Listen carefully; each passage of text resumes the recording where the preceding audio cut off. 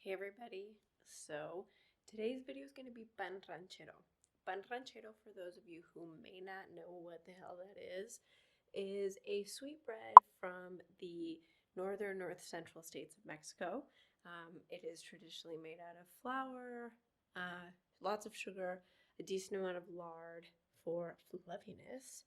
And I'm going to make it vegan, and I'm going to show you how you can also make it vegan at home too. It's actually pretty easy to make, and it is derived from a recipe from my grandmother on my dad's side. So I'm super excited to share it with you all, and let's get to the recipe.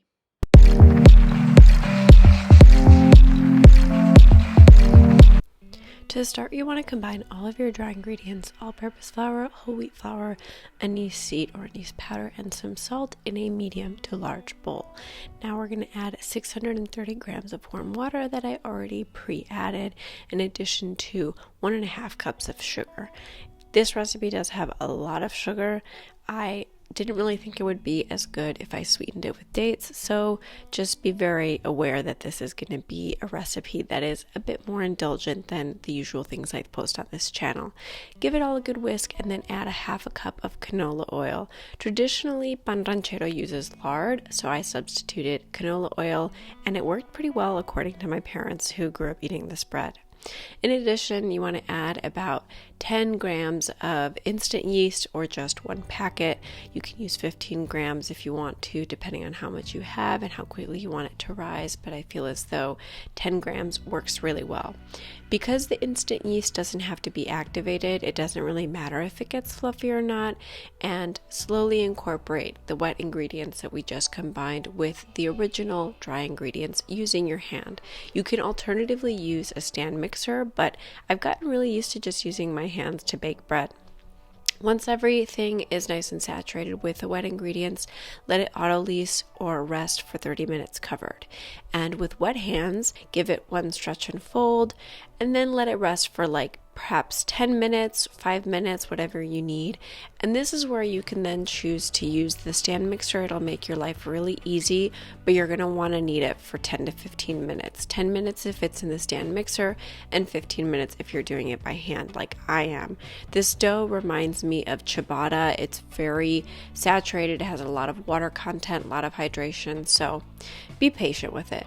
Now, overnight, I let the dough rest in the fridge because it was easy for my schedule. You can just wait about 2 hours to 3 hours to let it ferment and double in size, but allowing it to chill in the fridge overnight just kind of lessens the workload for the day. So you want to take it all out and then divide it with a really nice bench scraper.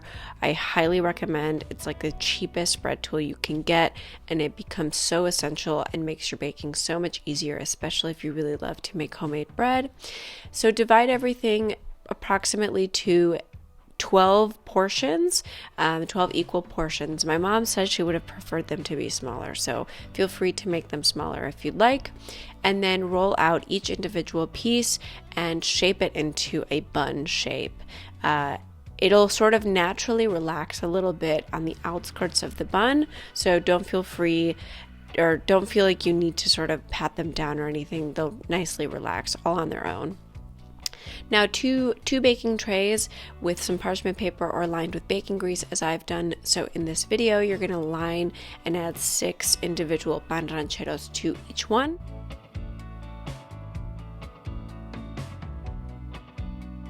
I like to then cover it with additional baking trays. You can also choose a nice clean tea towel and let them rise and rest for an hour. They won't be super puffy, so don't worry, not a big deal, because then you will bake them 375 Fahrenheit or 190 C for 27 minutes, rotating and switching the trays halfway. This is just a super great trick. You're going to want to have some at the top, some at the bottom, and flip them halfway to ensure a really nice even bake. And once they're done baking, 27 minutes is really the sweet spot. You could go a little longer for a little darker of a loaf, but this is kind of where I like to take them out. You're going to let them relax for 10 to 15 minutes on the tray, and then as they start to cool down, take them off of the tray. This works really easy if you use parchment paper, but I didn't have any, so baking grease forced me to sort of scrape them off just a little bit more, but they came out just fine, no problem. And then you want let them cool completely, and enjoy.